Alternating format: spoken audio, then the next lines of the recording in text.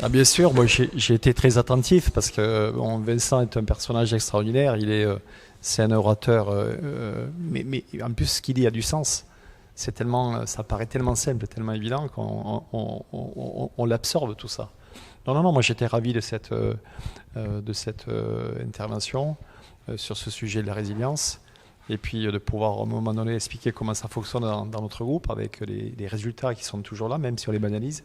Et puis les échecs, hein, savoir rebondir d'une manière ou d'une autre, que ce soit un coach, que ce soit un joueur, que ce soit un groupe, que ce soit une fédération, que ce soit un sport, tout ça c'est important. Oui, bien sûr, bon, on est sur la très très haute performance, on a affaire à des joueurs de très très haut niveau, donc tout compte. Et quand tout compte, c'est la préparation bien évidemment d'un groupe par rapport à un objectif, mais c'est aussi le travail de fond qui est fait depuis toujours sur la création de nouveaux joueurs, mais aussi l'optimisation mentale d'un groupe.